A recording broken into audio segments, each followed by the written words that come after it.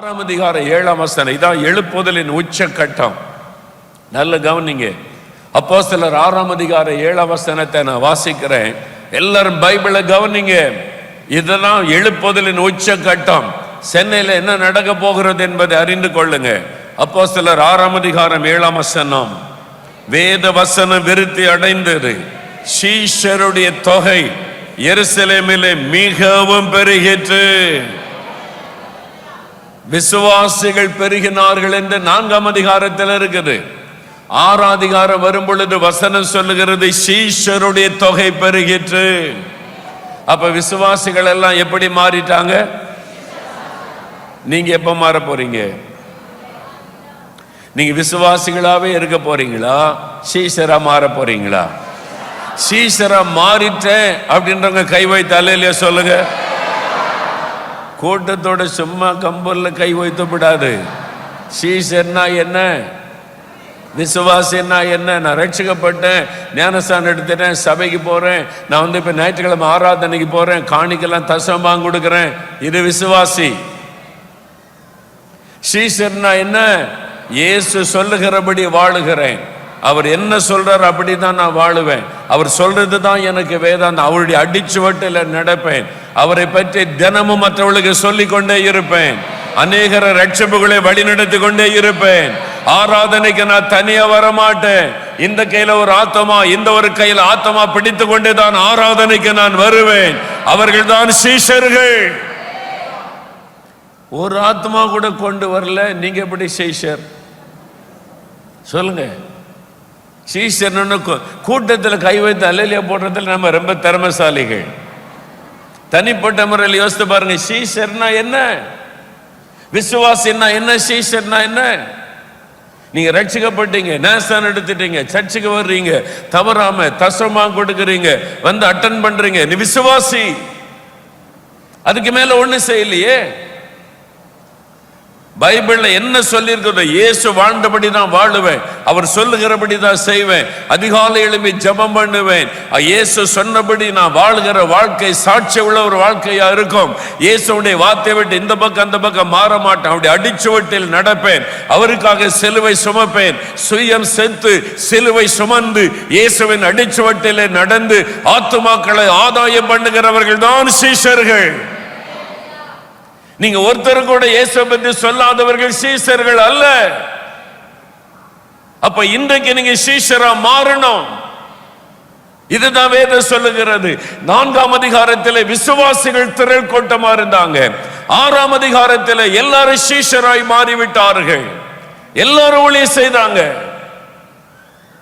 சென்னையில என்ன நடக்கணும்னு ஆண்டவர் எதிர்பார்க்கிறார் தெரியுமா? ஞாயிற்றுக்கிழமை காலையில் ஆராதனை, காலையிலிருந்து மத்தியானம் வரைக்கும் ஆராதனை ஆராதனை ஆராதனை. சாயங்காலம் ஆனா 3 மணிக்கு அப்புறம் பாத்தீங்கன்னா லட்சக்கணக்கான பேர் ரோட்ல நின்று இயேசுவை அறிவிக்கணும். 4 பேர் 5 பேர் 10 பேர் அல்ல, அவ்வளவு விசுவாசிகளை ரோட்ல இறங்கி டாக்ஸ் கொடுக்கணும், இயேசுவை பற்றி அறிவிக்கணும். அவங்கதான் சீஷர்கள். உங்களை மாத்தாம கர்த்தர் விட போறதில்லை. உங்களை தெருவில் நிறுத்தாம ஆவியானவர் விட போவதில்லை. தெருவில் இறங்கணும். உடனே சொல்லுவோம், அது எங்க சர்ச்சில் பாஸ்டர்கள் வாலிபர்களாக ரெடி பண்ணியிருக்காங்க, ஒரு டீம் போய் அங்க ஊழியம் செய்யறாங்க, இங்க ஊழியம் செய்யறாங்க, அப்படி பெருமையா சொல்லுவீங்க. நீங்க சீஷரா என்னைக்கு மாறுவீங்க? இதான் எழுப்புதல் காலத்தில் நடக்க போகிற ஒரு விஷயம். எல்லாரும் சீஷரா மாறிடுவாங்க. சென்னை பட்டணத்தில் இருக்கிற அத்தனை கிறிஸ்தவர்களை சீஷரா மாறிட்டா என்ன நடக்கும் தெரியுமா? இந்த சுவிசேஷத்தை எதிர்க்கிறாங்க தெரியுமா? அந்த குரூப் இந்த குரூப் அவங்க பேர் வச்சுக்கிட்டு நிறைய எதிர்க்கிற, போலீஸ்ல கம்ப்ளைண்ட் பண்ணிடுவேன், மதமாற்றம் பண்றீங்க, மிரட்டுறான் பாருங்க, அவெல்லாம் மிரண்டு ஓடிடுவான். அவ்வளவு பேரும் ஊழியம் செய்ய ஆரம்பிச்சு அவன் பயந்து ஓடிடுவான். பிசாசு துண்டை காணும் துணியை காணும் என்று ஒதுங்கி விடுவான். ஆமென் சொல்லுங்க. எத்தனை பேரை மிரட்ட முடியும்? எத்தனை பேரை போலீஸ் ஸ்டேஷன்ல நிறுத்த முடியும்? எத்தனை பேரை ஜெயில போட முடியும்? எல்லாரும் சீஷரா மாறிட்டா இதான் நடக்க போகிறது. இதான் நடக்க போகிறது. சட்டம் கொண்டு வருகிறவன் தலையை பிச்சுக்கிடுவான், ஒண்ணும் பண்ண முடியாது. அல்லேலூயா சொல்லுங்க. மதமாற்றம் பண்றவங்களை நீங்க கோர்ட்ல கொண்டு வந்து நிறுத்தினா 10,000 பேர் 20,000 பேர் கோர்ட்ல வந்து நிப்பீங்க. ஜட்ஜி பாப்பாரு, யாரு அவங்க, இவங்கெல்லாம் மரம் மாத்தினவங்க, ரோட்ல பிரசங்கம் பண்ணாங்க, பிடிச்சிட்டு வந்துட்டோம். எத்தனை பேர்? 10,000 பேர். 10,000 பேரா? அந்த கோர்ட்ல 10,000 பேர் நிக்கிறாங்க, இந்த கோர்ட்ல 10,000 பேர் நிக்கிறாங்க. பிசாசு பைத்தியம் பிடித்தவனாய் மாறி விடுவான். நீங்க எழும்பணும். எல்லா விசுவாசிகளை சீசரா மாறணும். அதான் எழுப்புதல், அதான் எழுப்புதல்.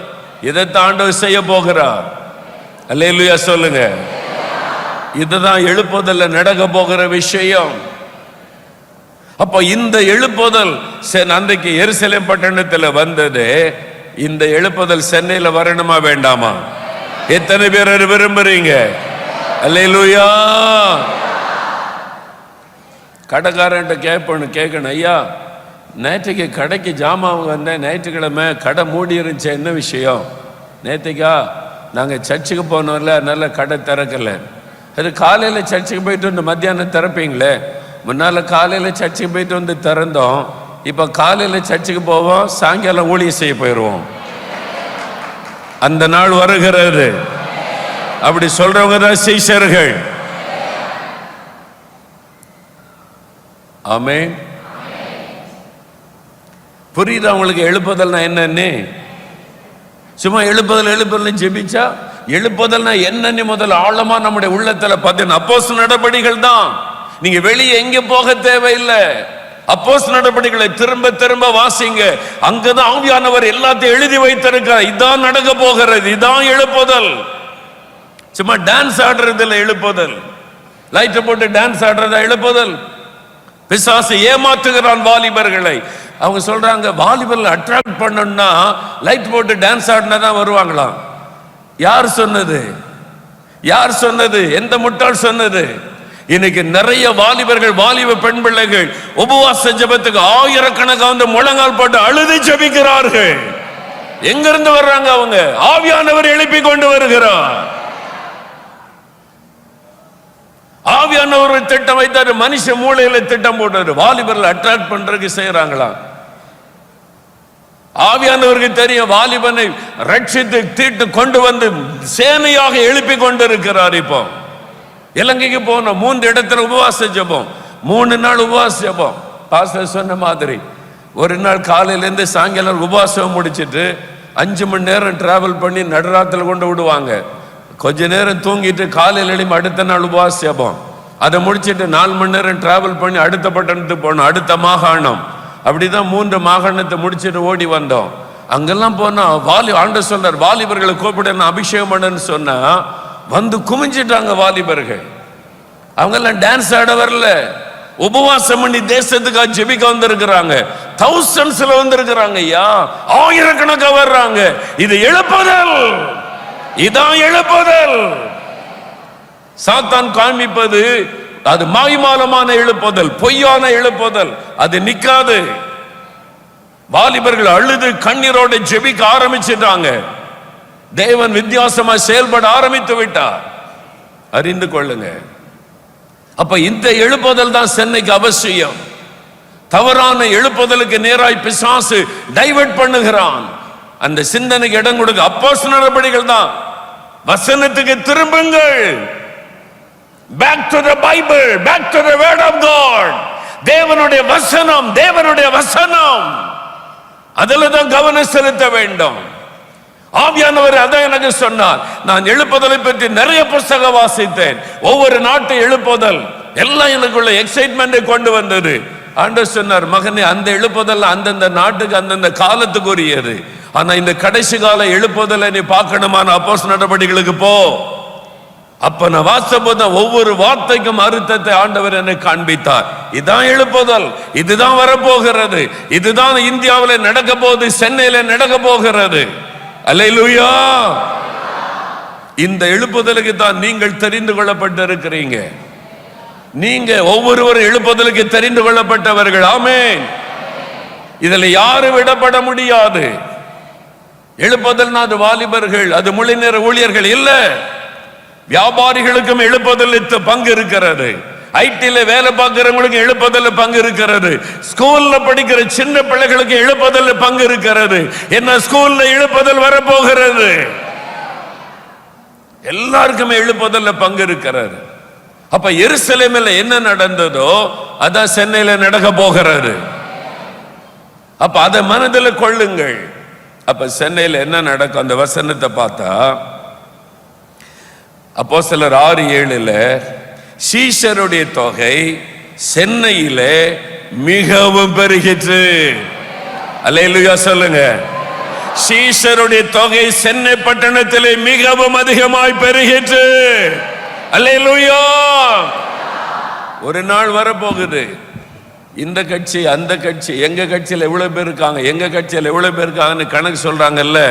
ஒரு நாள் வரப்போகிறது, இயேசுவின் கட்சியில தான் திரள் கூட்டம் பேர் இருக்க போகிறாங்க. எல்லாரும் இயேசுவின் சீஷராக அவரை பின்பற்ற போறாங்க. அவருடைய தொகை பெருகிற்று. அப்ப இந்த வசனத்தை எழுதுவதை குறித்து ஒரு வேத அறிஞர்கள் என்ன சொல்றாங்க, அந்த நாட்களில் எருசலேமில் 2 லட்சம் மக்கள் வசித்தாங்களாம். 2 லட்சம். எருசலேம் பட்டணத்துக்குள்ள வசித்தது 2 lakhs people. அந்த பட்டணத்துக்குள்ள இந்த வசனம் சொல்லப்பட்ட போது கிட்டத்தட்ட more than 50% சீஷராய் மாறிவிட்டார்கள். அப்படின்னா 1 லட்சத்துக்கு அதிகமான பேர் சீஷரா மாறிட்டாங்க. அதனால தான் அப்போஸ்தலர்கள் அவங்க கூப்பிட்டு, உங்கள் போதகத்தினாலே இந்த பட்டணத்தை நிரப்பி விட்டீர்கள் சொல்றாங்க. மத தலைவர்கள் யாரை பார்த்தாலும் ஏசுன்றான், உங்க போதகத்தினாலே நிரப்பி விட்டீர்கள் என்று சொல்றாங்க. அந்த அளவுக்கு பாதிப்பை கொண்டு வந்தது பட்டணத்துக்குள்ள. இந்த பாதிப்பு சென்னைக்குள்ள வரணும், வரப்போகிறது. அல்லேலூயா சொல்லுங்க. இந்த பாதிப்பு வரப்போகிறது. அந்த பாதிப்பு வரணும். அப்ப 1 கோடி பேர் இருக்காங்கன்னா சென்னையில 50 லட்சம் பேர் ரட்சிக்கப்பட்டு அபிஷேகம் பெற்று இயேசுவை பின்பற்றுகிற சீஷரா மாறிட்டா இந்த பட்டணம் எப்படி இருக்கும்? கற்பனை பண்ணி பாருங்க. என்னைக்காவது கற்பனை பண்ணி பார்த்துருக்கீங்களா? கற்பனை பண்ணி பாருங்க. 50 லட்சம் பேர் சும்மா பேர் கிறிஸ்தவங்கள ரட்சிக்கப்பட்டு அபிஷேகம் பெற்று இயேசுவின் சீஷரா மாறிட்டாங்கன்னு வைங்க, எப்படி இருக்கும் சென்னை பட்டணம்? இந்த ஆசை இருக்குது அவங்களுக்கு? எனக்கு இருக்குது. அதான் எனக்கு ஆத்திரமா இருக்கு. எப்போ அதை பார்ப்போம் ஆண்டவரே, எப்போ இந்த எழுப்புதலை பார்ப்போம்? அதனால தான் தூக்கம் வர மாட்டேங்குது. இதை பார்க்க வரைக்கும் விடக்கூடாது. அல்லேலூயா சொல்லுங்க. ஓய்வு எடுக்கிறெல்லாம் பரலோகத்தில் போய் ஓய்வு எடுத்துக் கொள்ளலாம். இப்போ விடக்கூடாது. எழுப்புதல் காலம் சமீபித்து விட்டது. தீவிரமா செயல்படணும். ஒவ்வொருவரும் இதை மனதில் பதிக்கணும். சென்னை பட்டணத்திலிருந்து வந்திருக்கிற ஒவ்வொருவரும், நீங்க வேற இன்னும் எனக்கு வீடு இல்லை, ப்ரமோஷன் இல்லை, இந்த வயிற்று வலிக்குது, இந்த மார்க்கு கிடைக்கல, இந்த கவலையெல்லாம் ஒதுக்கி வச்சிருங்க. ஆமேன்னு சொல்லுங்க. சின்ன சின்ன காரியத்தில் கவலைப்பட்டு ஆண்டவர் பெரிய திட்டம் வச்சிருக்கிறார். உனக்கு பட்டணத்தையே தர போறேன்றார்.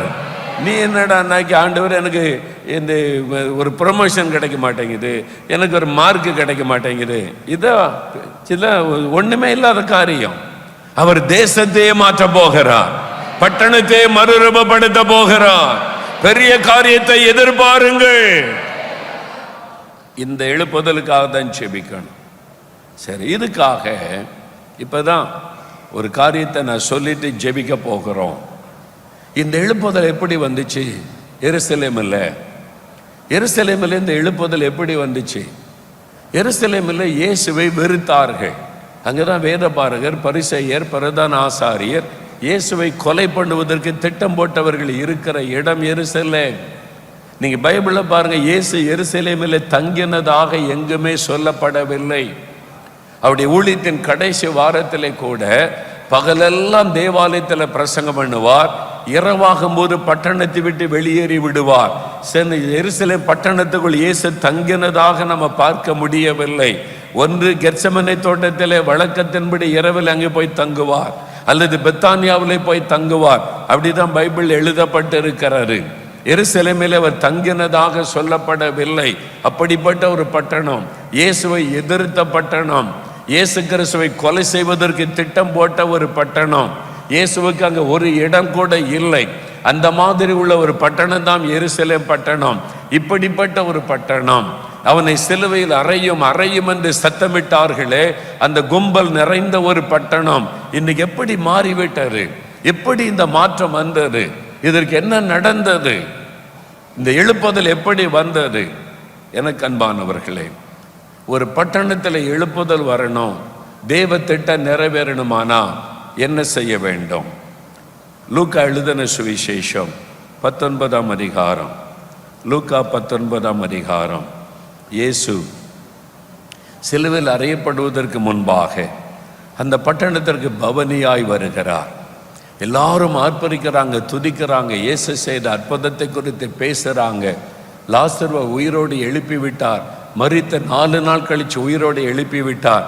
அவருடைய அற்புதங்கள் அதிசயங்கள் பிரபலமாய் பேசப்பட்டு எல்லாரும் துதிக்கிறாங்க, ஆடுறாங்க, பாடுகிறார்கள். ஆனால் 41ஆம் வசனம் சொல்லுகிறது, இயேசு சமீபமாய் வந்தபோது நகரத்தை பார்த்து அதற்காக கண்ணீர் விட்டு அழுது. அவர் பட்டணத்தை பார்க்கிறார், எருசலேம் பட்டணம். அதற்காக கண்ணீர் விட்டு அவர் அழுகிறார். உனக்கு கிடைத்த இந்த நாளில் ஆகிலும் உன் சமாதானத்துக்கு ஏற்றவைகளை நீ அறிந்திருந்தாயனால் நலமாயிருக்குமே. எருசலேமே, எருசலேமே. அவருடைய உள்ளத்தில் ஒரு பெரிய பாரம், இருதயத்தில் ஒரு பெரிய துக்கம். அவர் வேதனையோடு அந்த பட்டணத்தை பார்த்து கண்ணீர் விட்டு அழுகிறார். உன்னை சந்திக்கும் காலத்தை நீ அறியாமற் போனாயே. உன் சத்துருக்கள் உன்னை சூழ மதில் போட்டு உன்னை வளைந்து கொண்டு உன்னை எப்பக்கத்திலும் நெருக்கி உன்னையும் உன்னிலுள்ள உன் பிள்ளைகளையும் தரையாக்கி போட்டு உன்னிடத்தில் ஒரு கல்லின் மேல் ஒரு கல் இராதபடிக்கு செய்ய நாட்கள் உனக்கு வரும். ஒரு பெரிய அழிவு எருசலேமுக்கு வரப்போகிறாரு, பெரிய தீங்கு வரப்போகிறாரு. அங்கே இருக்கிற குழந்தைகள் கொல்லப்பட போகிறார்கள், இரத்த ஆறு ஓட போகிறது. ஒரு கல்லின் மேல் ஒரு கல் இராதபடிக்கு எருசலேம் தேவாலயமே இடிக்கப்பட போகிறது. மிக பயங்கர அழிவை இந்த பட்டணம் சந்திக்க போகிறது. இயேசு அதை அறிந்திருந்தபடியால், இயேசு அதை உணர்ந்திருந்தபடியினால் பட்டணத்தை பார்த்து கண்ணீர் விட்டு அழுகிறார். நல்ல கவனிங்க, எந்த பட்டணத்தில் எழுப்புதல் வந்ததோ அதற்கு முன்னால் என்ன நடக்கிறது என்பதை சிந்தித்து பாருங்கள். இயேசு அந்த பட்டணத்தை பார்த்து அழுகிறார். இந்த பட்டணத்துக்கு ஒரு பெரிய ஆபத்து வருகிறது, ஒரு பெரிய அழிவு வருகிறது, இரத்த ஆறு ஓட போகிறது, ஒரு பெரிய பாதிப்பை இந்த பட்டணம் சந்திக்க போகிறது. காரணம், இந்த பட்டணம் ரட்சிப்பை புறக்கணித்து விட்டது, இரட்சகரை புறக்கணித்து விட்டது. அதனால் ஒரு பெரிய அழிவு வரப்போகிறதே. அந்த பாரம் இயேசுடைய உள்ளத்தை அழுத்துகிறது, அவருடைய இருதயத்தை இது கசக்கி பிழிகிறது. நகரத்தை பார்த்து கண்ணீர் விட்டு அவர் அழுதார். என்றால் அதே பட்டணத்தில் அந்த மக்கள் ரட்சிக்கப்படுவதற்கு அவர் பிரயாசப்பட்டார், அற்புதங்களை செய்தார். அந்த பட்டணம் இயேசுவின் அற்புதங்களை கண்டது. அப்போஸ்தலர் யோவான் 5ஆம் அதிகாரத்தில் 38 வருஷ வியாதி கொண்ட மனிதன் இயேசு சுகமாக்கி பட்டணம் முழுவதும் அந்த செய்தி பரவி இருந்தது. யோவான் 9ஆம் அதிகாரத்தில் பிறவி குருடனுடைய கண்களை இயேசு திறந்து அந்த செய்தியை பட்டணம் முழுவதிலும் பரவி இருந்தது. ஆண்டவர் யோவான் 11ஆம் அதிகாரத்தில் பெத்தானியா எருசலேமிலிருந்து 2 மைல் தூரத்தில் தான் இருக்குது. 4 நாள் கழிச்சு உயிரோடு எழுப்பினார். அந்த செய்தி பட்டணம் முழுவதிலும் பரவி இருந்தது. எருசலேம் தேவாலயத்தை சுத்திகரித்த போது வியாதியஸ்தர்லாம் வர்றாங்க, சப்பானிகள், நொண்டிகள், குருடர்கள் எல்லாரையும் அவர் குணமாக்கினார். அப்போ இயேசு செய்த அற்புதங்கள் அந்த பட்டணத்தில் ஏராளம். எல்லாத்தையும் இந்த ஜனங்க பார்த்தாங்க, அறிந்திருந்தார்கள். ஆனாலும் அவங்களுக்குள்ள இருந்த மத வைராக்கியமும் பாரம்பரியமும் அவருடைய மனதை குருடாக்கி அவருடைய இருதயத்தை கல்லாக்கி இரட்சகரை அறிந்து கொள்ளாமல் செய்து விட்டது. இவ்வளவு அற்புதங்களை பார்த்தும் இந்த மக்கள் மனம் திரும்பலையே, இவ்வளவு அற்புதங்களை கண்டும் மெய்யான இரட்சகரை அறியவில்லையே. இந்த மக்கள் வெறும் சடங்காச்சாரத்தில், பாரம்பரியத்தில், மனுஷ வழக்கங்களில் தங்களை அடிமைப்படுத்தி கொண்டார்களே. அதனால இந்த பட்டணத்துக்கு ஒரு அழிவு வரப்போகிறது. ஆண்டவருடைய உள்ளத்தில் இந்த பாரம், அதனால அவங்க மனம் திரும்பாதது நிமித்தம் ஆண்டவர் இந்த பட்டணத்துக்காக பரிதபிக்கிறார். அந்த பட்டணத்துக்கு ஒரு பெரிய அழிவு வரப்போகிறது என்பதை ஆண்டவர் தெளிவாய் சொல்லுகிறார். லூக்கா 19:43-44 சொல்லுகிறார், ஒரு அழிவு உனக்கு வரப்போகிறது. எருசலேமே என்று அவர் அழுகிறார். அந்த காரியம் கிபி 70 நடந்தது. நல்ல கவனிங்க, இயேசு சொன்ன தீர்க்க தரிசனத்தின்படி கிபி 70ஆம் ஆண்டில் அந்த காரியம் நடந்தது. எருசலேம் எங்கிலும் இரத்த வெள்ளம் ஓடினது. ரோம படைகள் சூழ்ந்து கொண்டது. யூதர்களை சிலுவையிலே அறைந்து கொண்டார்கள். கர்ப்ப ஸ்திரீகளை வயிற்றை பிளந்து அந்த குழந்தைகளை வெளியே போட்டு கொண்டார்கள் என்று சரித்திரம் சொல்லுகிறது. சின்ன குழந்தைகளுடைய கால்களை பிடித்து அதனுடைய தலைகளை மோதி அடித்து இரத்தத்தை சிதற வைத்து கொண்டார்கள் என்று சரித்திரம் சொல்லுகிறது. பயங்கரமான விளைவுகளை எருசலேம் சந்தித்தது. ஒரு பெரிய நியாய தீர்ப்பை சந்தித்தது. எங்கும் இரத்த ஆறு ஓடி ஜனங்கள் கதறினார்கள். அப்படிப்பட்ட ஒரு காரியம் நடக்க போவது இயேசு அறிந்திருந்தபடியினால்தான் கண்ணீர் விட்டு அழுது அவர் ஜெபம் பண்ணினார். பட்டணத்தை குறித்த ஒரு பாரமுடைய உள்ளத்தை அழுத்தினது. அவர் ஜெபித்ததுனால என்ன நடந்தது? ஜெபித்த பிறகு அது நடந்து விட்டது. இரத்த ஆறு ஓடினதை என்று எண்ணினால் அந்த ஜெபத்தின்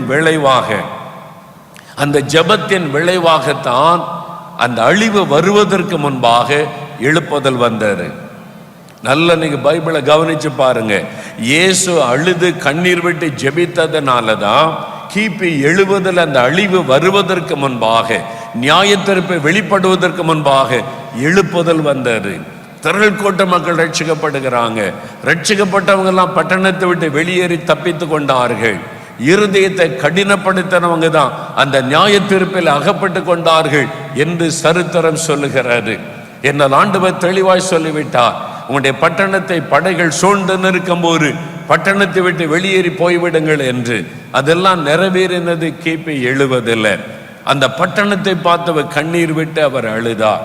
இன்றைக்கு சென்னை பட்டணத்துக்குள்ள இயேசு வந்தார், என்ன செய்வார்? இன்னைக்கு எருசலேமை பார்த்து அழுத ஆண்டவர் இன்றைக்கு சென்னை பட்டணத்துக்குள்ள வந்தால் அவருடைய உள்ள சந்தோஷப்படுமா? யோசித்து பாருங்க. அன்றைக்கு எருசலேமில் தேவாலயம் இருந்தது. பிரதான ஆசாரியர்கள் லேவியர்கள் இருந்தார்கள். பலிகள் செலுத்தப்பட்டது, காணிக்கைகள் படைக்கப்பட்டது, பண்டிகைகள் கொண்டாடப்பட்டது, பாடல் எல்லாம் நடைபெற்றது. ஆண்டவரை துதித்து பாடுகிற பாடல் எல்லாம் காணப்பட்டது. எல்லாமே இருந்தது.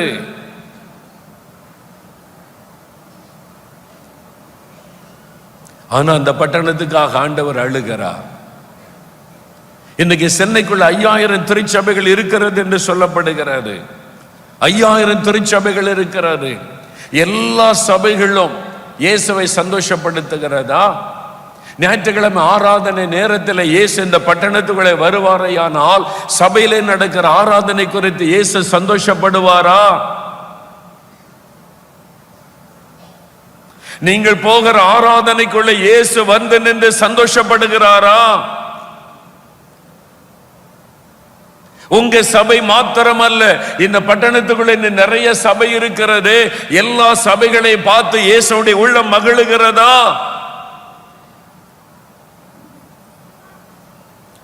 பைபிளே கையில் இல்லாதபடிக்கு துணிகரமாய் ஆராதனைக்கு வந்து உட்கார்ந்து இருக்கிறவர்கள் ஏராளம்.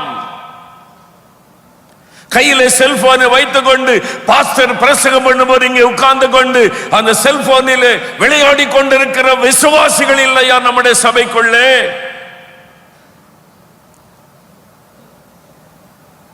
ஊரடங்கு காலம் வந்த பொழுது வெளியே வர முடியாது என்று அரசாங்கம் சொன்னபடினால் வீட்டுக்குள்ளே உட்கார்ந்து நம்ம டிவியில ஆன்லைன்ல ஆராதனை பார்த்து கொண்டிருந்தோம்.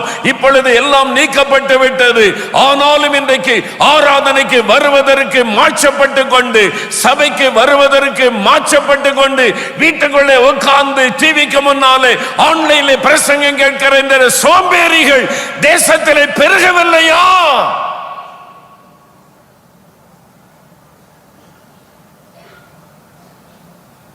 நாம் ஆண்டவரை சந்தோஷப்படுத்துகிறோமா? இன்றைக்கு இயேசு இந்த பட்டணத்துக்குள்ள வருவாரையானால் சபைகள் ஆண்டவரை சந்தோஷப்படுத்துகிறதா? நம்ம வீட்டுக்குள்ள இயேசு வந்தால், உங்க வீட்டுக்குள்ள இயேசு வந்தால், நம்ம வீட்டுக்குள்ள இன்றைக்கு இயேசு வந்தால் சந்தோஷப்படுகிறாரா? மாமியார் மருமகள் சண்டை, கணவன் மனைவி பேசுவதில்லை, பெற்றோர் பிள்ளைகள் பேசுவதில்லை. ஞாயிற்றுக்கிழமை ஆராதனைக்கு போகிற ஒருத்தருக்கு ஒருத்தர் பேசாமலேயே இயேசு சந்தோஷப்படுகிறாரா? இந்த பட்டணத்தை அவர் நோக்கி பார்த்து துக்கமடைந்தவராய் நிற்கிறார். சபைக்குள்ளே காணப்படுகிற பாரம்பரியங்களும், சபைக்குள்ளே காணப்படுகிற சடங்காச்சாரங்களும், சபைக்குள்ளே காணப்படுகிற புறஜாதியாருடைய ஆராதனைகளையும் பார்த்து தேவனுடைய உள்ளம் துக்கப்பட்டு நிற்கிறது.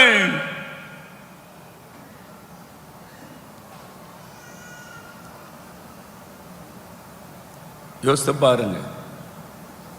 இன்னைக்கு சென்னை பட்டணத்தை குறித்து இயேசு சந்தோஷப்படுகிறாரா என்று சோதித்து பாருங்க. நம்முடைய சபையை குறித்து, நம்முடைய குடும்பங்களை குறித்து, கிறிஸ்தவர்களை குறித்து. கிறிஸ்தவ அதிகாரிகள் இருக்கிறாங்க, லஞ்சம் வாங்குறாங்க, துக்கப்படுத்தி கொண்டு இருக்கிறாங்க. கிறிஸ்தவ அரசியல்வாதிகள் இருக்கிறாங்க, நான் கிறிஸ்தவன் என்று சொல்றாங்க, சர்ச்சுக்கு போறேன்னு சொல்றாங்க, மற்ற அரசியல்வாதிகளை போல ஊழல் பண்றாங்க, லஞ்சம் வாங்குறாங்க. என்ன வித்தியாசம்? கிறிஸ்தவ வியாபாரிகள் என்று சொல்லுகிறோம். என்ன சாட்சி இருக்கிறது? வசனம் தான் இருக்குது, ஜெபம் தான் இருக்குது, ஆராதனைக்கு போகிறோம், காணிக்கை கொடுக்கிறோம். வாழ்க்கை அவங்களுக்கும் இவங்களுக்கு என்ன வித்தியாசம் இருக்கிறது? இயேசு நம்மை பார்த்து சந்தோஷப்படுகிறாரா? என்னை பார்த்து அவர் சந்தோஷப்படுகிறாரா? நான் செய்கிற ஊழியத்தை பார்த்து நான் சந்தோஷப்படலாம், அவர் சந்தோஷப்படுகிறாரா? இயேசு எல்லாத்தையும் பார்க்கிறார். அவருடைய உள்ளம் துக்கம் அடைந்திருக்கிறார். சபை குறித்த துக்கம், விசுவாசிகளை குறித்த துக்கம், ஊழியர்களை குறித்த துக்கம். அவருடைய கண்களிலே கண்ணீர் வடிகிறது. இன்னொரு பக்கம் பட்டணத்துக்குள்ளே நடக்கிற காரியங்களை ஆண்டவர் பார்க்கிறார். பட்டணத்துக்குள்ளே என்ன நடக்கிறது ஆண்டவர் பார்க்கிறார். பட்டணங்களுக்குள்ள என்ன நடக்கிறது? கிறிஸ்தவ பள்ளிக்கூடங்கள், கிறிஸ்தவ கல்லூரிகள், எல்லாரும் சொல்றாங்க படிப்பை வியாபாரமாக்கிட்டாங்க, வியாபாரமாக்கிட்டாங்க. என்னை கிறிஸ்தவர்களும் அப்படித்தானே இருக்காங்க. கிறிஸ்தவ பள்ளிக்கூடங்களை வியாபாரம் தானே செய்கிறது. அவங்களுக்கு எங்களுக்கு வித்தியாசம். நாங்கள் தேவனுடைய பிள்ளைகள், நாங்கள் வியாபாரம் பண்ணவில்லை, நாங்கள் குறைந்த கட்டணத்தில் எங்களுடைய பிள்ளைகளுக்கு உயர்ந்த படிப்பு கொடுக்கிறோம் என்று எந்த கிறிஸ்தவ பள்ளிக்கூடம் சொல்லுகிறது? அவங்களுக்கு நமக்கு என்ன வித்தியாசத்தை காண்பிக்கிறோம்? ஆண்டவர் துக்கம் அடைந்து நிற்கிறார். அவங்க பூஜை பண்றாங்க, நீங்க ஜெபம் பண்ணிட்டு ஸ்கூல் ஆரம்பிக்கிறீங்க, அவ்வளவுதான் வித்தியாசம்.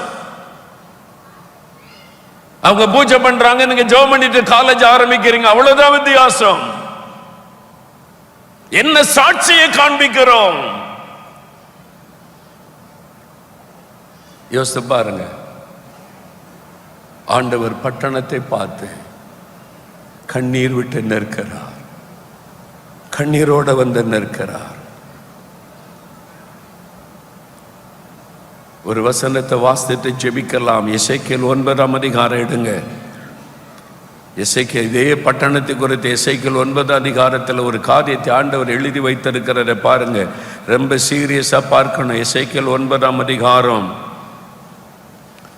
முதல் 2 வசனத்தில், அவர் என் காதுகள் கேட்க மகா சத்தமாய் நகரத்தின் விசாரிப்புக்காரர் சங்கரிக்கும் ஆயுதங்களை தங்கள் கைகளில் பிடித்து கொண்டு வரக்கடவர்கள் என்று சொன்னார். அப்பொழுது இதோ 6 புருஷர் வெட்டுகிற ஆயுதங்களை தங்கள் கைகளில் பிடித்து கொண்டு வந்தார்கள்.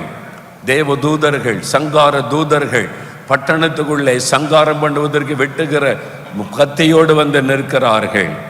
அப்பொழுது கர்த்தர் சொல்லுகிறார், அப்பொழுது ஒரு கர்த்தர் சொல்லுகிறார், 4வது வசனம், ஒரு கேருபீன்களில் ஒருவன் எழும்பி வந்து நின்ற போது சொல்லுகிறார், கர்த்தர் அவனை நோக்கி, நீ எருசலேம் நகரம் எங்கும் உருவ போய் அதற்குள்ளே செய்யப்படுகிற சகல அருவருப்புகளின் நிமித்தமும் பெருமூச்சு விட்டு அழுகிற மனுஷரின் நெற்றிகளில் அடையாளம் போடு. இங்க ஆண்டவர் ஒரு வித்தியாசத்தை காண்பிக்கிறார். நல்ல கவனம். எருசலேம் பட்டணம் அவனை சங்கரிக்கிற தூதர்களை கர்த்தர் ஆயத்தப்படுத்திட்டார். இந்த பட்டணத்தை சங்கரிக்கணும், பாவம் பெருகிவிட்டது என்று. அப்ப ஆண்டவர் கேருபீன்களிலே ஒருவனை எழும்ப பண்ணி ஆண்டவர் சொல்றாரு, நீ போய் முத்திரை போடு நெற்றியிலே. யார் நெற்றியிலே?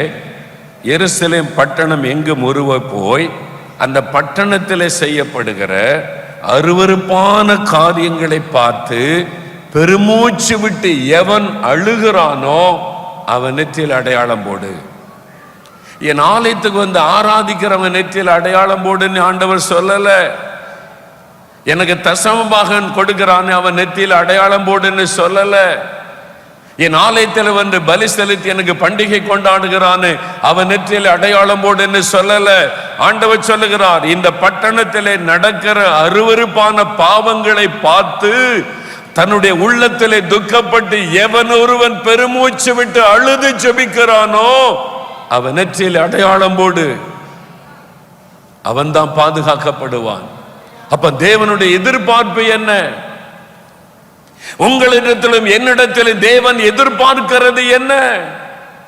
இந்த பட்டணத்திலே, சென்னை பட்டணத்திலே நடக்கிற அருவருப்பான காரியத்தை பார்த்து ஆண்டவரே ஆண்டவரே என் பட்டணத்திலே இப்படி நடக்கிறது, உம்மை துக்கப்படுத்துகிறார்களே, உம்மை வேதனைப்படுத்துகிற காரியம் நடக்கிறது என்று யார் ஒருவர் பெருமூச்சு விட்டு அழுகிறார்களோ அவங்களை தான் தேவன் எதிர்பார்க்கிறார். அந்த பெருமூச்சின் ஜெபம், அந்த கண்ணீரின் ஜெபம் தான் ஒரு பட்டணத்தை எழுப்புதலுக்கு ஆயத்தப்படுத்தும். அதனாலதான் இயேசு கிறிஸ்து அந்த பட்டணத்தை பார்த்து கண்ணீர் விட்டு அழுகிறார். அவருடைய கண்ணீரின் நிமித்தமாகத்தான் பட்டணம் எழுப்புதலுக்கு ஆயத்தப்படுத்தப்பட்டது. ஒரு பக்கம் அக்கிரமம் பாவம் நடந்து கொண்டே இருக்கிறது, இன்னொரு பக்கம் ஆண்டவரை எழுப்புதல் அனுப்புங்க அனுப்புங்கள் என்றால் இந்த பட்டணத்திலே பாவங்களும் அசுத்தங்களும் தீட்டும் நிறைந்திருக்கிறது. முதலாவது அப்புறப்படுத்தப்பட வேண்டும். அதுக்கு நம்முடைய கண்ணீரை வச்சுதான் தேவன் பட்டணத்தை சுத்திகரிக்க முடியும். பாரமுள்ள ஒரு கண்ணீர், இயேசுவனுடைய கண்ணீரின் ஜெபம்தான் அந்த பட்டணத்தை சுத்திகரித்து எழுப்புதலுக்கு ஆயத்தப்படுத்தினது. அதனாலதான் எழுப்புதல் வந்தது. எழுப்புதல் சரித்திரத்தை வாசித்து பார்த்தா யாரோ ஒரு சிறு கூட்டம் அழுது அழுது அழுது ஜெபிச்சிருப்பாங்க. அந்த கண்ணீரின் நிமித்தம் அந்த பட்டணம், அந்த தேசம் எழுப்புதலுக்கு ஆயத்தப்படுத்தப்பட்டது. இன்னைக்கு சென்னை பட்டணத்துக்காக இயேசு நம்மிடத்துல வந்து நிற்கிறார். உன் பட்டணத்துக்குள்ள நடக்கிற அருவருப்பான காரியம் உனக்கு தெரியுமா மகனே, மகளே? உனக்கு தெரியுமா இந்த பட்டணத்துக்குள்ள எத்தனை டாஸ்மார்க் கடை இருக்குன்னு உனக்கு தெரியுமா? கொஞ்சம் சாயங்காலம் நடந்து போய் பார். டாஸ்மார்க் கடைக்கு முன்னாலே கீவில் நின்று குடித்து குடித்து குடித்து ரோட்ல விழுந்து கிடக்கிற தள்ளாடி நடந்து போகிற ஆண்களை பார். வாலிப பெண் பிள்ளைகள் குடிக்க ஆரம்பிச்சிட்டாங்க, பெண்கள் குடிக்க ஆரம்பிச்சிட்டாங்க. பட்டணமே இன்றைக்கு இந்த பாவ சாபத்துக்குள்ளே அழிந்து கொண்டிருக்கிறதை பார். ஆண்டவர் இந்த பட்டணத்துக்குள்ளே வந்தால் சந்தோஷப்படுவாரா? ஒரு பக்கம் விபச்சார வேசித்தனம் பெருகி கொண்டே இருக்கிறதை பார். இந்த பட்டணத்துக்குள்ள எவ்வளவு விபச்சார வேசித்தனம் நடக்கிறது என்று உனக்கு தெரியுமா? உன் தெருவில், பக்கத்து தெருவில், நீங்க இருக்கிற இடத்துக்கு பக்கத்துல இந்த பட்டணத்தில் விபச்சாரம் வேசித்தனம் பெருகி கொண்டிருக்கிறது. ஆயிரக்கணக்கான பெண்களை வைத்து விபச்சார வியாபாரம் செழித்து கொண்டிருக்கிறது சென்னை பட்டணத்துக்குள்ள என்று பத்திரிகைகளில் செய்திகள் வந்ததை நீ வாசிக்கவில்லையா? உன்னுடைய பட்டணம், தேவனுடைய பட்டணம், தோமாவுடைய பட்டணம் சாத்தான் பாவத்தினாலே கரைப்படுத்தி இந்த பட்டணத்தில் எழுப்புதல் வந்துவிடக் கூடாது என்பதற்காக பாவத்தை பெருக பண்ணி கொண்டிருக்கிறது தெரியுமா? ஒரு சகோதரர் வேதனையோடு சொன்னார், இன்றைக்கு சென்னை பட்டணத்தில் சனிக்கிழமை ஆகிவிட்டால் பெரிய பெரிய ஸ்டார் ஹோட்டல்களிலே உள்ள ஹால்களிலே ஒரு வித்தியாசமான கூட்டம் வருகிறது. 5000 ரூபாய் பணம் கொடுத்தாதான் உள்ளே போக முடியும். ஆண்களுக்கு தனியாக பெண்களுக்கு தனியாக நடக்கிறது. நான் கேட்டேன், ஆண்களுக்கு தனியா பெண்களுக்கு தனியாகத்தானே? ஒரு காலத்துல குடிச்சு வெறிச்சு ஆண்களும் பெண்களும் ஒன்னாக தானே அவங்க தப்பு பண்ணினாங்க. இப்ப ஆண் பிள்ளைகளுக்கு தனியா பெண் பிள்ளைகளுக்கு தனியா தானே நடக்கிறது என்று கேட்டேன். அவர் என்ன சொன்னார் தெரியுமா? உள்ள என்ன நடக்கிறது என்று பார்க்க நான் 5000 ரூபாய் பணம் கட்டி இங்க என்னதான் நடக்கிறது என்று பார்க்க போனேன். நான் போய் பார்த்தால் அதிர்ச்சி அடைந்து விட்டேன். ஆண்டவர் அருவருக்கிற பாவம் நடக்கிறது. ஓரின சேர்க்கை பாவம் நடக்கிறது. சோதோம் கொமோரா பட்டணத்தின் பாவம் நடக்கிறது. இதற்காக பெண் பிள்ளைகள் தனியாக கூடுகிறார்கள், ஆண் பிள்ளைகள் தனியாய் கூடுகிறார்கள். அதற்கு 5000 ரூபாய் பணம் கட்டி அவர்கள் கூடுகிறார்கள், ஆயிரக்கணக்காய் கூடுகிறார்கள். சென்னை பட்டணம் பாவத்தினாலே நாசமாகி கொண்டிருக்கிறது என்று வேதனையோடு அவர் கூறினார். இன்றைக்கு நடந்து கொண்டிருக்கிற காரியம் இன்றைக்கு நடந்த காரியம் அல்ல. சாத்தான் இந்த பட்டணத்திலே எழுப்புதல் வந்துவிடக் கூடாது என்று பட்டணத்தை தீட்டுப்படுத்தி பாவத்தினாலே கரைப்படுத்தி கொண்டிருக்கிறான். ஒரு பக்கம் மதுபானம், இன்னொரு பக்கம் விபச்சாரம், வேசித்தனம், இன்னொரு பக்கத்தில் சோதோம் கொமோராவின் பாவம் இந்த பட்டணம் முழுவதிலும் பெருகி கொண்டே இருக்கிறதை பார்க்க முடிகிறது. இந்த காரியம் உங்களுக்கு தெரியுமா? பட்டணத்தில் நடக்கிற காரியத்தை விசாரித்து அறிந்திருக்கிறீர்களா? இன்னொரு பக்கத்தில் ஸ்கூல்ல படிக்கிற பிள்ளைகளுக்கு போதை மாத்திரைகள், போதை மருந்துகள் விற்கப்படுகிறது. பிள்ளைகளை போதைக்குள்ளாக்கி அடிமையாக்கி விட தேசத்தை தீட்டுப்படுத்துகிற காரியங்கள் பட்டணம் முழுவதில் நடந்து கொண்டிருக்கிறது. ஆண்டவர் இந்த பட்டணத்தை பார்த்து கண்ணீர் விட்டு அழுகிறார். இந்த பட்டணத்தில் நடக்கிற சம்பவங்களை பார். நீ தேவனுடைய பிள்ளை தானே, நீ ரட்சிக்கப்பட்டிருக்கிறாயே, நீ வேதத்தை கையிலே வைத்திருக்கிறாயா, நீ இந்த தேவனுடைய வார்த்தை அறிந்திருக்கிறாய் அல்லவா? நீ ரட்சிக்கிற, உன்னை ரட்சித்த அந்த ஆண்டவர் எப்படிப்பட்டவர் என்று உனக்கு தெரியும் அல்லவா? அவர் ஏன் அவர் துக்கத்தோடு இருக்கிறாரா, சந்தோஷத்தோடு இருக்கிறாரா என்று நீ ஆண்டவருடைய முகத்தை தேடினது உண்டா? இந்த ஆண்டவர் நோக்கி பார்த்து கொண்டிருக்கிறார். இன்றைக்கு இந்த பட்டணத்தை ஆண்டவர் பார்க்கும் பொழுது அவர் கண்ணீர் விட்டு அழுகிறார். அது உனக்கு தெரியுமா? பாவம் பெருகி கொண்டிருக்கிறது. சாத்தான் பாவத்தை இந்த பட்டணத்தில் பெருக்கிக் கொண்டே இருக்கிறான். அது அப்புறப்படுத்தப்படணும். அப்பதான் எழுப்புதல் அக்கினியை போட முடியும். அதற்கு இயேசுவை போல கண்ணீர் விட்டு அழுகிற ஆட்களை ஆண்டவர் தேடுகிறார். பெருமூச்சு விட்டு அழுகிறவர்களை ஆண்டவர் தேடுகிறார். இந்த பட்டணத்துக்காக ஒரு சொட்டு கண்ணீர் உன் கண்கள் இருந்து ஆண்டவருடைய பாதத்தில் விழுந்தது உண்டா? இன்னைக்கு ஆண்டவர் மிகுந்த துக்கத்தோடு வேதனையோடு வந்தேன் என்று உன்னுடைய பட்டணம், இந்த பட்டணம் எழுப்புதலுக்காக நான் தெரிந்து கொண்ட பட்டணம் எப்படி இருக்கிறது என்று பார் என்று ஆண்டவர் சொல்லுகிறார். எனக்கு அன்பானவர்களே, இந்த பட்டணத்தில் எழுப்புதலை பார்க்க வேண்டுமானால் நம்முடைய கண்ணீரினாலே பட்டணம் சுத்திகரிக்கப்பட வேண்டும். பாவங்களுக்காக பெருமூச்சு விட்டு மனம் கசந்து ஆண்டவரிடத்தில் கதற வேண்டும். ஆண்டவரே, பட்டணத்தை சுத்திகரிங்க, எழுப்புதலை அனுப்புங்க, இந்த நிலைமை மாறணும். பட்டணத்தில் செய்யப்படுகிற அருவருப்பான காரியங்கள் எல்லாம் மாறணும். எங்களுடைய சபைகளுக்குள்ளே, குடும்பங்களுக்குள்ளே, வீடுகளுக்குள்ளே, வியாபார ஸ்தலங்களுக்குள்ளே, படிக்கிற கல்வி நிறுவனங்களுக்குள்ளே, ஆண்டவரே, அதிகாரிகள் மத்தியிலே, அரசியல்வாதிகள் மத்தியிலே, எங்கும் தேவன் அருவருக்கிற காரியங்கள் பெருகிவிட்டது. தேவனை துக்கப்படுத்துகிற காரியம் பெருகிவிட்டது. ஆண்டவரே என்று கதறுகிற சத்தம் எழும்பணும். இன்னொரு வேதனையான காரியம் என்ன தெரியுமா? சென்னை பட்டணத்தில் வீடுகள் இல்லாதபடி தெருவோரத்தில் படுத்து கிடக்கிற குடும்பங்கள் பல ஆயிரங்கள். தாய் தகப்பன் இல்லாத அனாதை குழந்தைகள் லட்சங்களுக்கு மேலாக தெருக்களிலே படுத்திருக்கிறார்கள். ரயில்வே ஸ்டேஷன்களிலே, பஸ் ஸ்டாண்டுகளிலே சின்ன சின்ன குழந்தைகள். ஒரு சகோதரர் சொல்லுகிறார், இந்த குழந்தைகள் கடத்தப்பட்டு பலி செலுத்தப்பட்டு அவர்கள் அந்த இரத்தத்தை வைத்து தகடுகளை உண்டாக்கி மந்திரவாதத்திற்கு பயன்படுத்தப்படுகிற காரியத்தை இந்த சென்னைக்கு அருகில் இருக்கிற கிராமத்தில் நடப்பதை அவர் பக்கம் போய் விசாரித்து பார்த்துவிட்டு வந்து வேதனையோடு சொன்னார், என்ன நடக்கிறது எங்கள் பட்டணத்தில்? வேதனையான காரியம். நாம் வெளியே தெரியாத ரகசியமான பல தீமைகள் இந்த பட்டணத்தில் நடைபெற்று கொண்டே இருக்கிறது. தேவன் அதை கவனித்து அவருடைய உள்ளம் துக்கமடைந்து இந்த பட்டணத்திற்காக கண்ணீர் விட்டு அழுகிற மக்களை தேவன் தேடுகிறார். அவர் கண்ணீர் விட்டு அழுகிறார். யாவரும் எழுந்து நிற்போம், யாவரும் எழுந்து நிற்போம். எல்லாரும் அமைதியாக ஒரு நிமிடம் உங்களுடைய கண்களை மூடி எருசலேம் பட்டணத்தை பார்த்து கண்ணீர் விட்டு அழுத அந்த இயேசுவை கண்முன்னால் நிறுத்துங்க. ஏன் அந்த பட்டணத்துக்காக அவர் அழணும்? இந்த பட்டணத்திலேருந்து தான் எழுப்புதல் ஆரம்பிக்கணும். இந்த பட்டணத்தில் தான் எழுப்புதல் வரணும். இங்கே தான் ஆவியானவர் ஊற்றப்படணும்.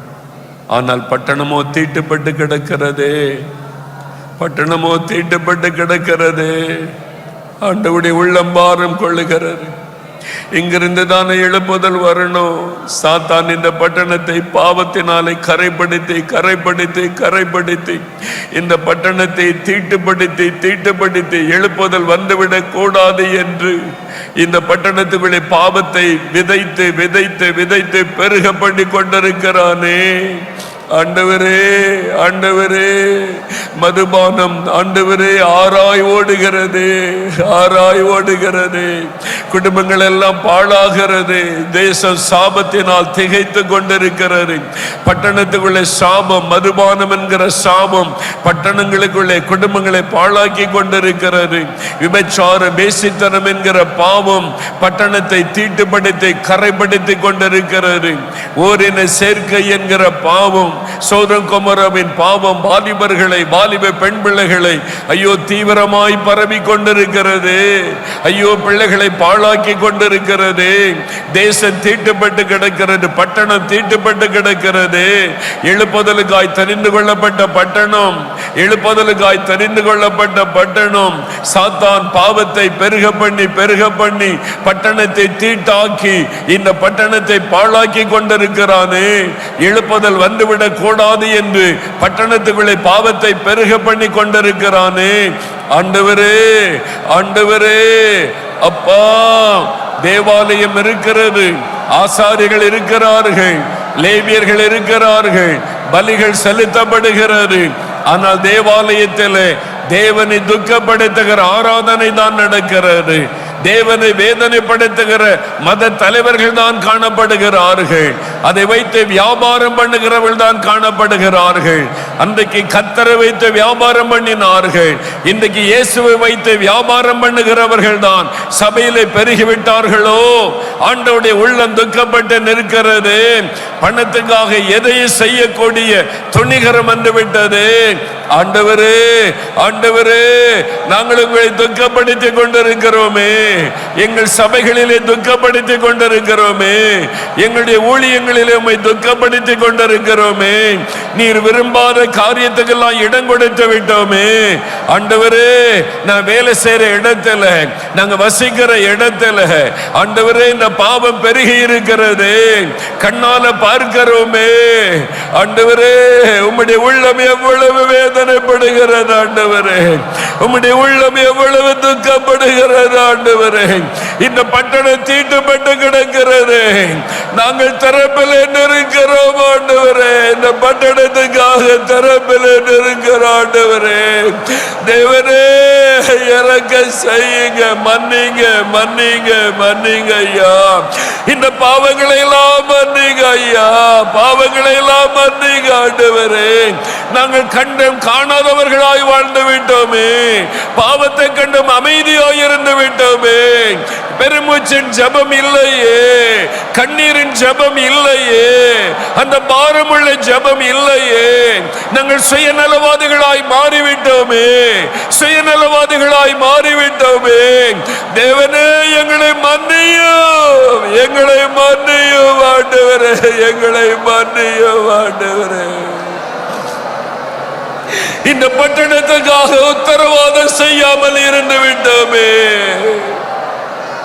இந்த பட்டணம் தீட்டுப்பட்டு கொண்டிருக்கிறது. பாவம் பெருகி கொண்டிருக்கிறது. அந்த பாரம் இல்லாமல் போய்விட்டோமே. எங்களை மன்னிங்க ஆண்டவரே. இந்த பட்டணத்தை பரிசுத்தப்படுத்துங்க. உங்க ரத்தத்தினாலே கழுவுங்க. விபச்சாரம் ஒழியணுமே, மதுபானம் ஒழியணுமே, சோதங்கமர பாவம் ஒழியணுமே. எங்களுடைய பிள்ளைகள் வாலிபர்கள் பாதுகாக்கப்படணுமே. ஐயா, போதை வஸ்துகள் ஒழியணுமே. சாத்தான் இந்த பட்டணத்தை தீட்டுப்படுத்தி இந்த பட்டணத்தை பாழாக்கி கொண்டிருக்கிறானே. தேவனே, இறங்குங்க ஐயா. ஆண்டவரே, இறங்குங்க உங்க ரத்தத்தினால கழுவுங்க. சென்னை பட்டணத்தை உங்க ரத்தத்தினால கழுவுங்க. சென்னை பட்டணத்தை உங்க ரத்தத்தினால கழுவுங்க. தேவனே, பெருமூச்சு விட்டு அழுகிறவர்கள் எழும்பட்டும்.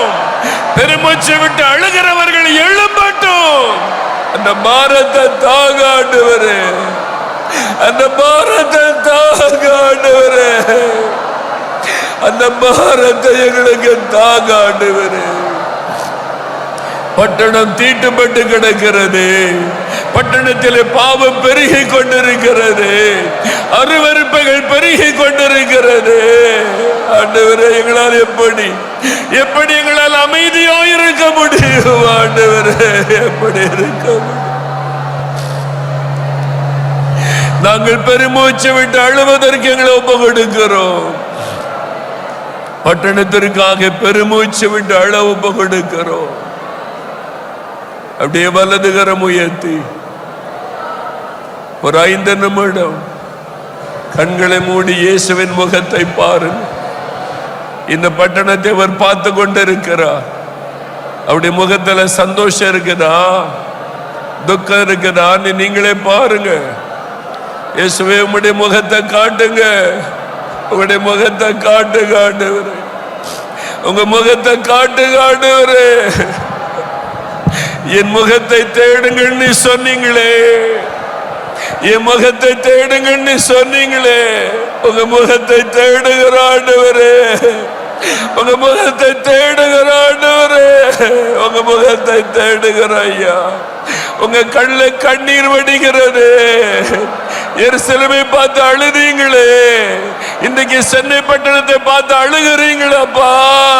ஆண்டவரே, ஆண்டவரே, சென்னை பட்டணத்தை சாத்தான் தீட்டுப்படுத்தி ஐயோ சாபத்துக்குள்ளாக்கி கொண்டிருக்கிறானே. இன்னைக்கு மாற்றணுமே, இது மாறணுமே, கழுவணுமே, உங்க ரத்தத்தினால கழுவணுமே, பாவங்கள் ஒழியணுமே.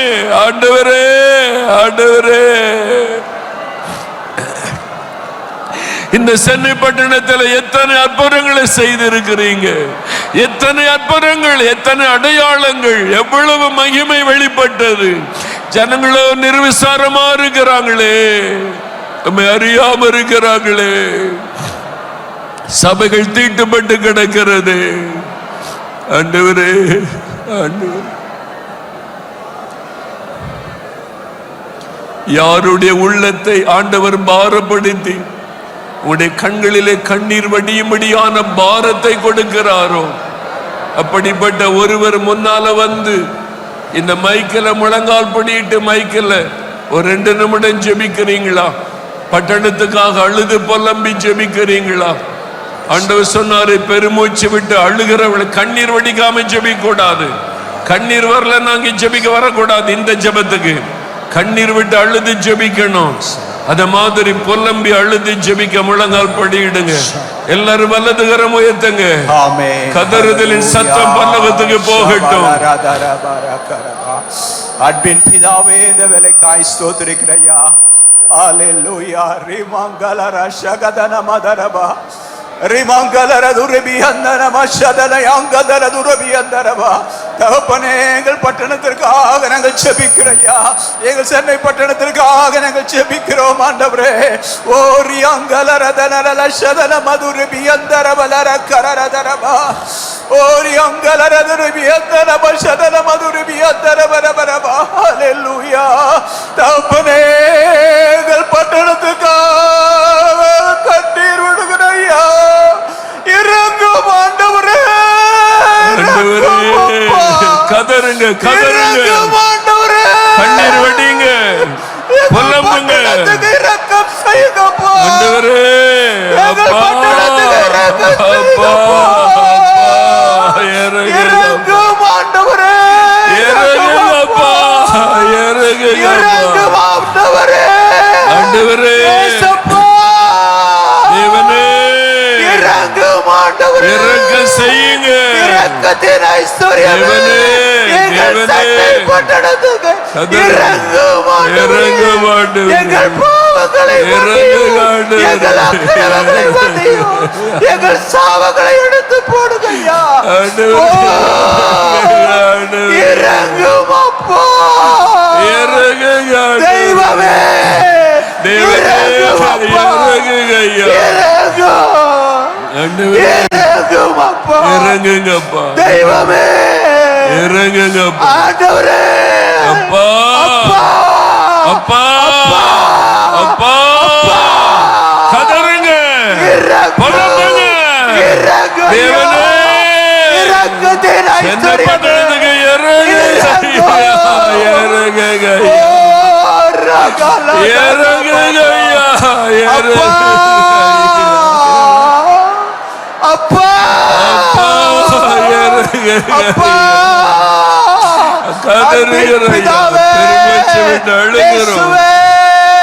இயேசுவே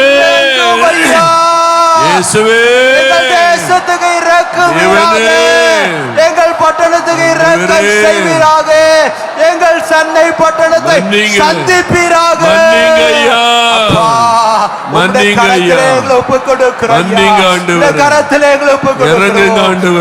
ஊழியர்களாக எங்களை ஒப்புக் கொடுக்கிறோம். திருச்சபை மக்களாக எங்களை ஒப்புக் கொடுக்கிறோம். எங்கள் தவறுகள், எங்களுடைய குற்றங்கள், எங்கள் குறைவுகள், எங்கள் மீறுதல்கள் எல்லாவற்றையும் மன்னிங்கப்பா. ஓ, நாங்கள் ஒவ்வொரு நாளும் பட்டணத்துக்காய் கண்ணீரோடு செபிக்க, பெருமூச்சோடு செபிக்க, ஆண்டவரே எங்களுக்கு உதவி செய்யுங்கப்பா. கண்ணீரோடு செபிக்க, பாரத்தோடு செபிக்க எங்களுக்கு உதவி செய்யுங்க ஆண்டவரே. எங்கள் தவறுகளை மன்னிங்க, எங்கள் அலட்சியங்களை மன்னிங்க, எங்கள் நிர்விசாரங்களை மன்னிங்க, எங்கள் சோம்பல்களை மன்னிங்க. அப்பா இறங்கும் ஆண்டவரே, இறங்கும் அப்பா. தேவனே இறங்கும் ஆண்டவரே, இரக்கத்தின் ஐஸ்வர்யமே இறங்கும் அப்பா. ஓ ரபலா ரகலா ரகதலா ரதலா ரகபலா ரபபா. எங்களை ஒப்புக் கொடுக்கிறோம் ஐயா, எங்களை தாழ்த்துகிறோம் ஐயா, சமூகத்தில் எங்களை தாழ்த்துகிறோம் ஐயா, எங்களை வெறுமையாக்குகிறோம் ஐயா. உதவி செய்யுங்கப்பா, இரக்கம் செய்யுங்கப்பா. ஆண்டவரே உம்முடைய கரத்தில் ஒப்புக் கொடுக்கிறோம். ஆண்டவரே உம்முடைய கரத்தில் ஒப்புக் கொடுக்கிறோம். பெரிய காரியங்களை செய்யுங்க, இயேசுவின் நாமத்தில் வேண்டுகிறோம் நல்ல பிதாவே, ஆமென்.